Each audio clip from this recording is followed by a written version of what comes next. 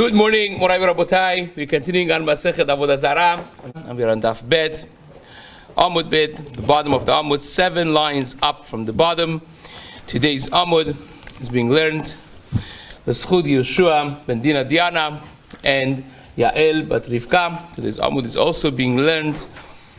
L'aliyat neshama av Tzipora bat Yitzchak, and for Hatzlacha av Menashe ben Asi. We are amidst a beautiful Agadah of discussing the Goyim accepting the Torah, because we got into a segue from the Pasuk in Yeshaya in Perek Mem Gimal of what happens b'acharit hayamim, at the end of all days, all time, when the Goyim claim the schar of Torah that they never learned, but they want to say that they had parts in it by indirectly supporting the learning of the Torah of the Yidden, of the Jews, and HaKadosh Baruch Hu rejects them. That's what we're basically dealing with at the end of yesterday's Gemara. And the argument was, the Goyim come back and say, well, did you give it to us and we didn't accept it? Hashem says, the Gemara says, yes, HaKadosh Baruch Hu did. They can't say that because Eloah miteman yavo. We mentioned that HaKadosh Baruch Hu went to Bnei Esav, Bnei Yishmael. He offered them Hechsira. HaKadosh Baruch Hu al kol umah ve'lashon. Hashem took the Torah to every nation and every language, and they basically said, we don't want it. Thanks, but no thanks. So you can't say that, well, you didn't give it to us. Hashem did offer it. They said no. The Gemara says no. The argument is not that. The argument is, well, did we accept it and not done it? If we would have accepted it, we would have done it. And Gemara says you can't say that either, because what kind of argument is that you didn't accept? The rejection of the Torah, when you know it existed and you rejected it, didn't accept it, that by itself is the worst of the sins. You can't really go to Hashem and say, well, if we would have accepted it, we would have done a great job. So you didn't accept it. Why didn't you accept it? That by itself is a chet. So you can't say that either. The Gemara says, finally, the argument is, they say, well, you forced the Jews to accept it.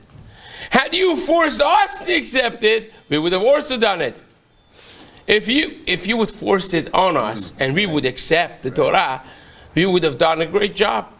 Right? Kafa aleim har kigigit. How did the Jews accept it? Kafa aleim har kigigit. Hashem picked up the mountain and said, well, if you accept this, good. If not, let just this be your kivura. Right? So that's the final argument of the Goyim. Says the Gemara. Elakach omrim lefanav. 7 lines up. Ribono shel olam. Klum kafita alenu har kigigit.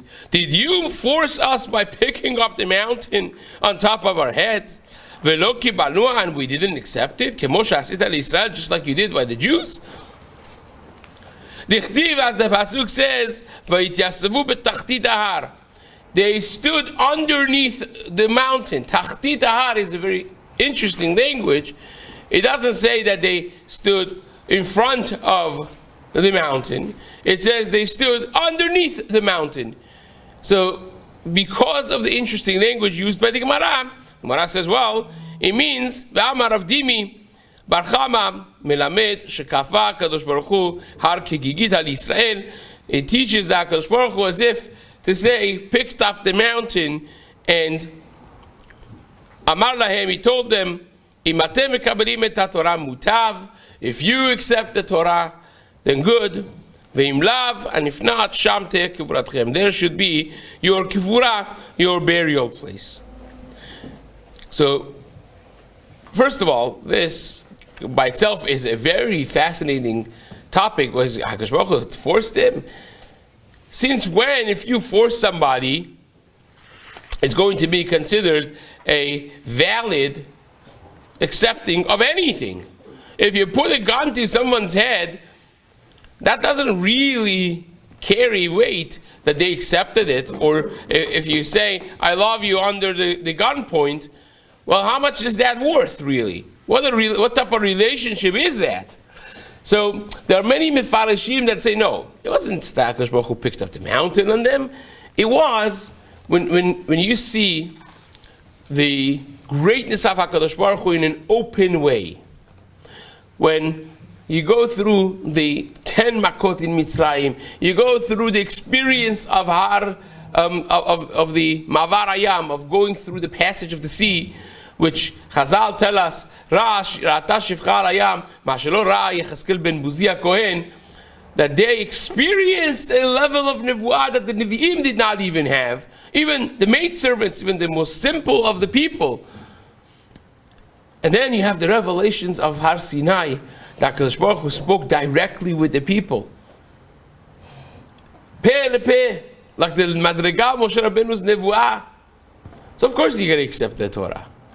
Because when Hashem opens the heavens and you see all the inner workings of the world and the Torah, and you see how everything is hinging on the Torah, well, you're not going to accept the Torah. Do you even have a choice? Do you even have a choice when so clearly you see that this is the only way in life? So it's figuratively a force, because you have a clarity like no one before, and of course you're going to accept it. But then, this is just a beautiful insight that we learn, that in the Masechet Megillah we explained this, we spoke about this a lot, that they accepted Hadur Kiblua b'mei Achashverosh, that they went back and they accepted the Torah in the time of Achashverosh and Esther. They had the same type of Gezerah of Kelaya. One of the only times that he had in the history that all the Jews were there, because Hodu al-Kush, the Gemara says, he was Molech Bekippah. Achashverosh was one of the ones that had the entirety of the Jewish nation under his command. And Haman wanted to destroy that. Lashmid alog v'labed kol haYehudim, taf v'nashim, minar ad zaken, b'yom echad, wanted to kill all of them. That's Sham te kevuratchem. If they wouldn't accept the Torah, Sham actually is Gimatria Paras, right? It doesn't say here should be your Kivura. Sham, there should be your Kivura. Because HaKadosh Baruch Hu wanted to know that they had to go back in history at some point and accept it, not from seeing the revelation of Hashem, but on the contrary, not seeing any revelation of Hashem. What is the Megillah? What is the book of Tanakh that doesn't have the name of Hashem mentioned even once? Megillah de Esther. Esther min Torah minayin, the Gemara says, Alochi haster haster et parai mehem. It was complete covering of HaKadosh Baruch Hu, and they had to figure it out on their own and accept the Torah. And it says, Ki emu v'kiblu haYehudim. How do you translate Ki emu v'kiblu? Na'aseh v'nishma. Ki emu v'kiblu. They did it and they accepted it. Na'aseh v'nishma. So the replay of that happened really in Paras, in the time of Achashverosh. There they accepted it from love, not from seeing the revelations and being coerced, so to speak, to accepting it because there's no other way. But rather, they had to come to it from a point of view of Hester Panim, of Hashem not being revealed, of Haman standing there saying, I'm going to kill everybody, every single person in one day. And that is the second piece of this story. But nevertheless, what the Gemara is saying is, the argument of the Goyim is, well, you gave them such clarity that this was like a force. You left them no choice but accepting the Torah. You didn't do that to us. If we would have gone through the same sort of experience, we would have accepted it also. And when we would accept it, we would have done such great job at doing the mitzvot. You have no idea. You think Jews are amazing? We would have been even more amazing. But we didn't have the chance to accept the Torah because you didn't force us. Them, you forced. Whatever you understand the force with. So in Purim, Mordechai actually told the Jews, don't go to Achashverosh's party. The entire Jewish population didn't have the emunah. It was Mordechai and Esther. They saved everybody. They were the beneficiaries of their emunah with Hashem's hidden hand. So it's not fair to say, during the time of Mordechai, we accepted it with love because we didn't see Hashem. No, two people accepted it. Mordechai and Esther, and everybody else actually went against Mordechai to assimilate fully into the king's party. So we spoke, it's a good question, we spoke about this in Megillat Daf Yud Gimel. You could go back to the recordings and take a look at it, but nevertheless, the Pasuk says, Kiemu v'kiblu ha'Yehudim, alehem v'al zaram. The entirety of the Jewish nation accepted it on themselves and on their children. So the Kiemu v'kiblu, the embracing of the Torah of Naseh v'nishma, of we will do and we will hear, was by an entire Jewish assembly. Now it may have started from Esther and Mordechai. It may have started 9 years prior from a very low moment of Am Yisrael participating in the Suda, which is what you're referring to. But years later, when you talk about 12 years later, then it was all of them coming together in unison and accepting all of them. And it says like Kibel, it says Kibelu, but it says in the Pasuk Kibel, we read Kibelu, but it says singular form, just like Vayichan Sham Yisrael Neged Har Mamash. It's not time for going into that right now, but it's a replay of the entire story of Matan Torah, with all of the ingredients of unison coming together. Keish echad belev echad. It's a singular form, the verbiage that's used over there as well. But again, refer back to the shiur that we had there. We spent some more time on it back then. Says the Gemara, so that is the winning argument of the Goyim. They say, well, we could have accepted it if you forced us. You didn't force us. So what does Hashem say to that? Says the Gemara.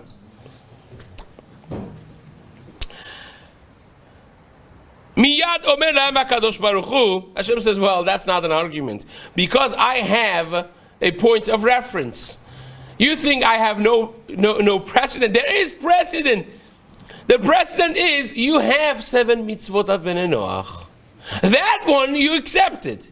Let's see how much of that you're keeping. Well, the 7 mitzvot of Bnei Noach, most of them are from the Aseret Dibrot, aside from Ever Min Achai, that they have to keep. They cannot have a limb of a living animal cut off and eat it, that they have, and also is the dinim, that they have to have a judicial system as well. So those are the 7 mitzvot of Bnei Noach, on top of not cursing Hashem's name, which is equivalent of Lo Tisa, and of course not doing Avodah Zarah, Giruy Arayot, Shfichut Damim, and Gezel, and stealing. So those are the 7 mitzvot of Bnei Noach. And Hashem says to them, Harishonot Yashmi'unu. Let's take a quick look at the first ones that you did accept, that you are mechuyav, you are obligated to do. Shenemar v'rishonot yashmiunu sheva mitzvot shkibaltem hechan kiyamtem. The 7 mitzvot that you accepted, did you do those? Says the Gemara. How do we know that they did not actually do the 7 mitzvot? The Tani Rabbi Yosef. Rabbi Yosef taught, this is second line from the bottom. Amad v'imodet eres ra'av yater goyim. And the Pasuk tells us that HaKadosh Baruch Hu saw and Amad v'yater. He stood up and, well, you have to understand what it means. V'yater, it's Lashon of mutar, really. So the Gemara Darshins, he says, when HaKadosh Baruch Hu saw, my Ra'a zayin mitzvot shkibilu alehen Bnei Noach. Hashem saw the 7 mitzvot that the Bnei Noach had accepted upon themselves, and He saw that they are not doing them.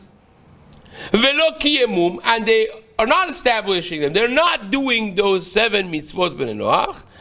Kevan shelo kiyemum, because they are not doing them. Amad vehitiran lahen. He stood up and He made it mutar for them. Now that's strange. The Gemara asks that. The Gemara says, what? Because somebody doesn't do the mitzvah that he is obligated to do, you say, okay, mutarim lachem, mutarim lachem, mutarim lachem, shruim lachem. What does that mean? It's like what we call chote niskar. Because he's sitting and he's not doing the mitzvot, you give them a schar that now they're not obligated anymore, and it's not the counter of the averot that they do is no longer is going to be working. They're not going to be held accountable. Says the Gemara, it's kur. They get schar for not doing the mitzvot. That's exactly what we don't want. That it should be a chote niskar, says the Gemara. Amar Mor, Bred Ravina, Says the Gemara, no, it doesn't mean that he made it mutar for them. It means that even though that they're going to do the mitzvot, they don't accept schar for it. They don't get schar.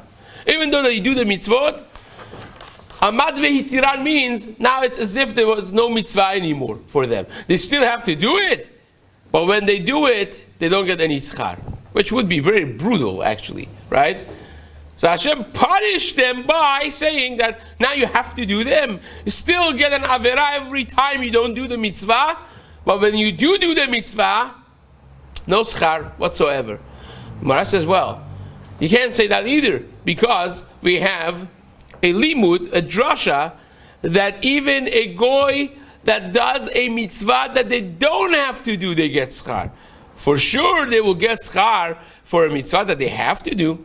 Now, this, just a preface, the Gemara talks about this, about Rabbi Yosef. Rabbi Yosef, we spoke about Rabbi Sheshet and Rabbi Yosef many times, that there were two people who inflicted themselves with blindness.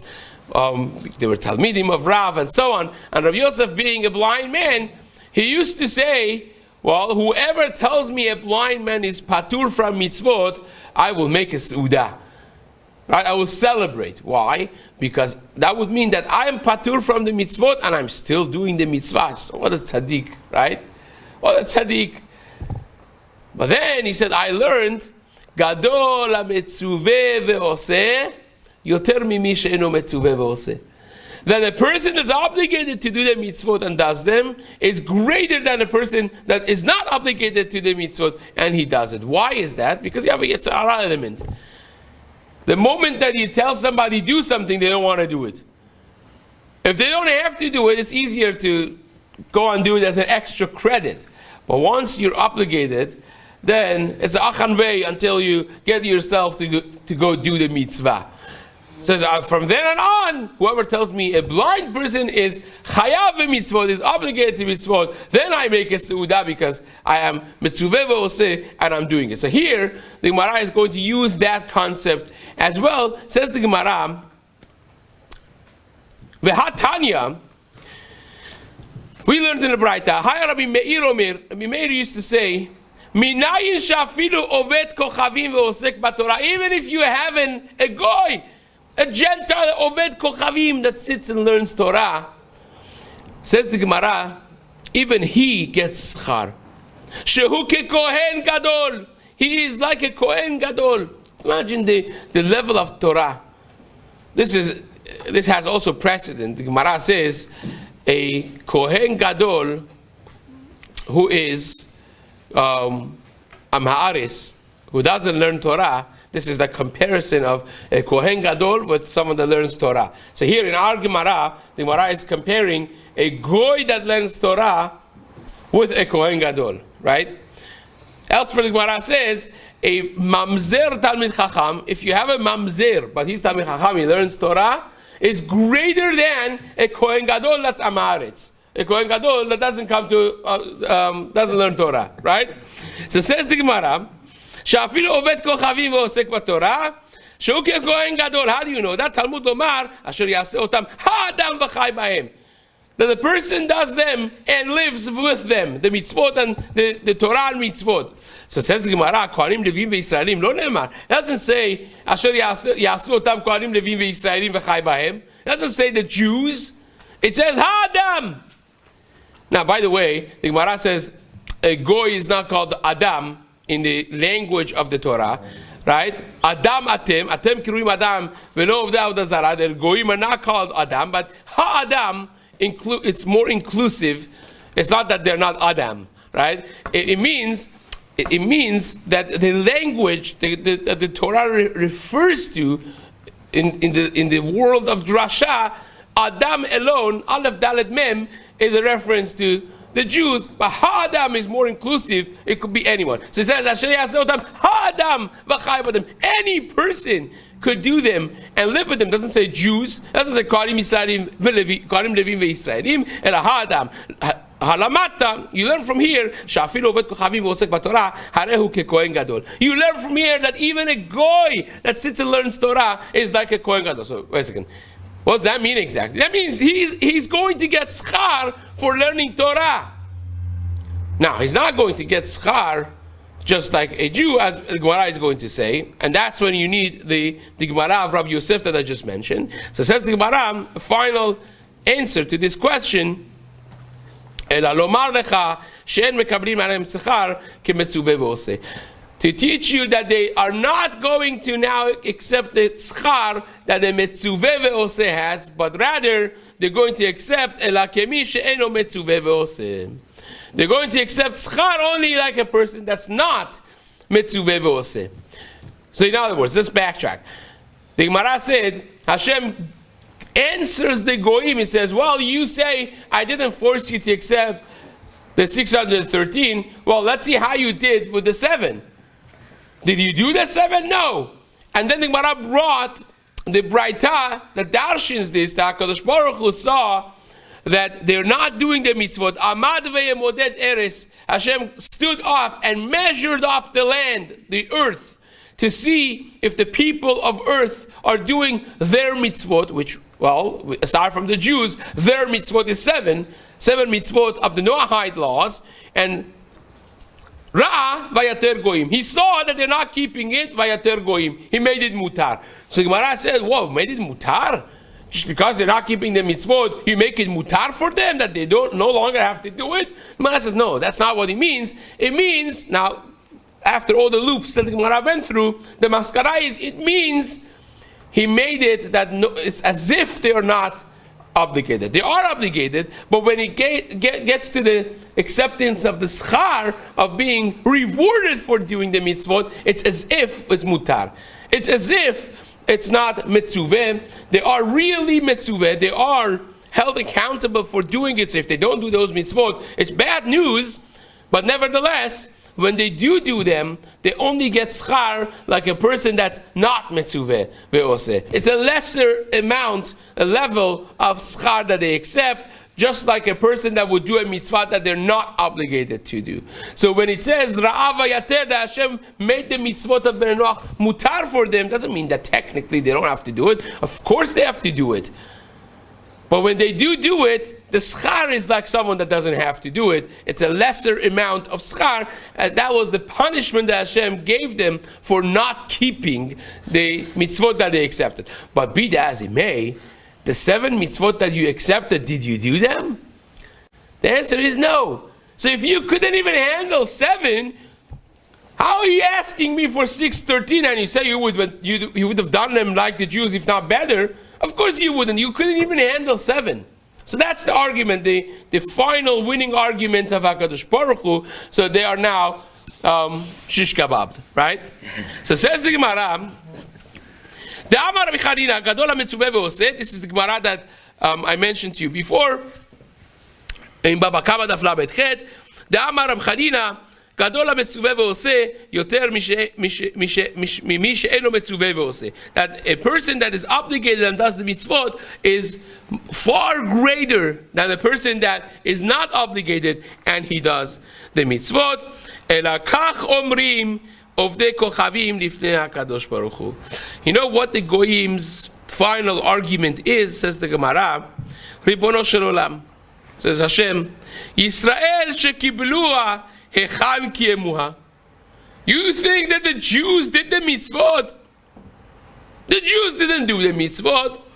Look at the first Beit HaMikdash got destroyed, right? Because they did Avodah Zarah, Girui Arayot, Ashfichut Damim, the Gemara says in Masechet Yuma Daf Tet, or the Gemara in Nedarim Daf Pe Aleph, that they were not excited about learning Torah, or the Gemara back in Yuma Daf Tet for the second Beit HaMikdash, that was because of Sirat Chinam. So the Goyim say, well, the Jews, maybe they didn't also do their mitzvot. Well, they were perfect. Says the Gemara, Amar Lahem HaKadosh Baruch Hu, Hashem says, oh, yes, they did the mitzvot. Ani me'id bahem. I am the Ed. I testify how the Jews did the mitzvot and did them with Mesirut Nefesh. How they sang Ani Ma'amin going to the gas chambers. I could testify how they did the mitzvot. Shekiemu et HaTorah kula. That they established and they did all of the mitzvot of the entirety of Torah. So they say, Hashem, Chazak u'Baruch, but at the end of the day, you're nogea b'davar. Well, you didn't learn Choshe Mishpat, Siman Lamed Dalet, Lamed Gimel. Karov is Pasul Edut. You love these people. You're like a father to them. It says, Beni Bechori Israel, they're my sons. What? Father testifies on a son since when? What? You have to keep Choshe Mishpat too? Says, but that's one of the simanim of Choshe Mishpat that every Rav has to know, because you go to a wedding, and this happens unfortunately pretty often, that you find out that the edim are not really kasher. When you ask little questions, says that the second cousins or their first cousins once removed with the chatan or the kala or with each other, and that's pasul. You cannot have such edim. It invalidates the entire edut. So one of them is, of course, father. Father cannot be an ed to the son. Says the Gemara, Omrim lefarav ribono shel olam Hashem kelum yesh av shemeid al beno. Since when a father could testify for his son? Dichtiv beni bechori Israel. His pasuk says Hashem relates to us as his son. Amar lahem HaKadosh Baruch Hu. Hashem said, "What, you think you need me? Shamayim va'aretz ya'idu bahem." The heavens and the earth would be a testimony. Well, we have heavens and earth as testimonial before as well, right? Hazinu hashamayim. Va'adabara v'tishma. Haaretz dimre pi. And Rashi right there brings the Chazal that Hashem is making this edim, these witnesses, because they stand forever. They could testify on everything that happens under Shamayim and on earth. So therefore, Hashem says, well, I have better testimony. You think I'm pasul? They are not pasul. So all of a sudden, the Goyim become Talmidei Hachamim over here. The arguments are pretty actually convincing. Hashem says, well, Shamayim v'Haaretz could testify that they kept the Torah. Omrim lefanav ribono shel olam. Say, oh, wait a second, Hashem. Shamayim v'Haaretz nogim be'edutan. Shamayim v'Haaretz also are pasul edut. Why are they pasul edut? Because they're biased.